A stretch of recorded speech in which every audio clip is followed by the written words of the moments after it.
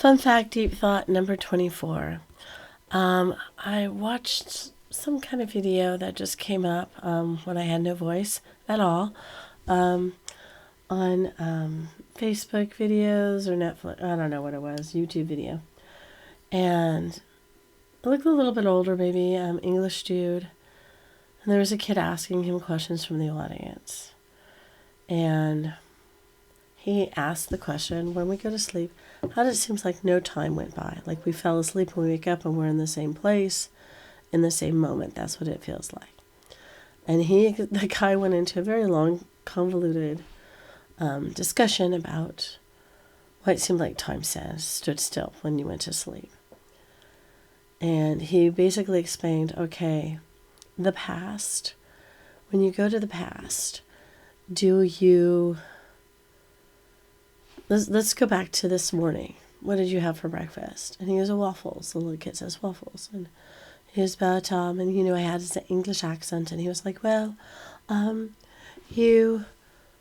but can you actually go back and eat those waffles? Can you actually go to the past? Can you actually take yourself physically to the past? And the little boy said, well, no, I can't go back to the past. I can't physically go back to the past. And he goes, well, then can you go to the future? Can you go to the future? You have a baseball game tomorrow or this afternoon. Can you go to the future? And the little boy said, well, no, I can't physically go to the future. Yeah, so those are things that really don't exist. They're not really physical places that you can go to. They're not places you can actually go to. And he goes, what about now? And the child said, well, I can go to now, but then it's the next now and the next now. And he was saying things like, well, you can't, a lot of people think that now is a brief blip between the past and the future, but basically now is the only thing that exists, and it's happening now, and now, and now. And it's not a bunch of little nows put together. It's you only can be present in this now right here. And this is the only place you are is now.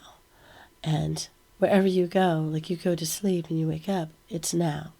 It's going to be now.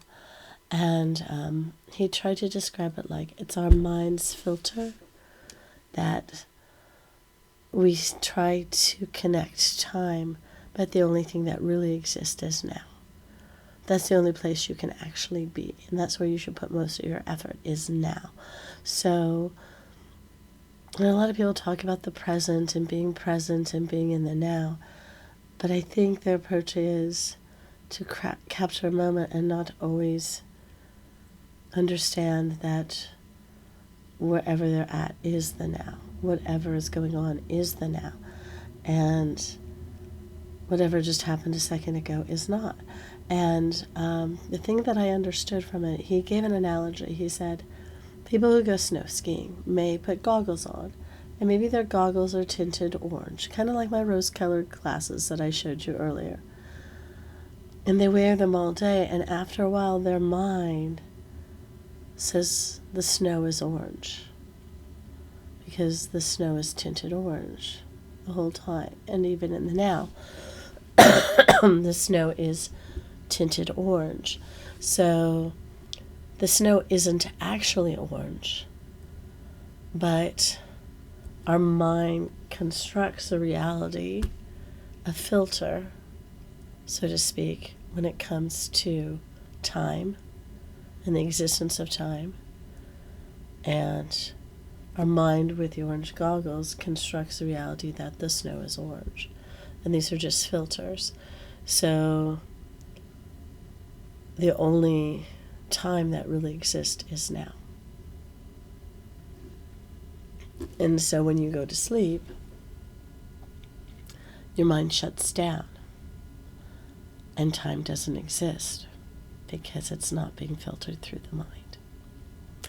So wrap that up in a neat little bow and neat little bow and tuck it behind your ear and smoke it later, because I thought it was brilliant description of time, which I always say is an illusion. It isn't anything real. It's something that we've tried to control and put into a box that doesn't really fit. But the thing is, all time is this moment.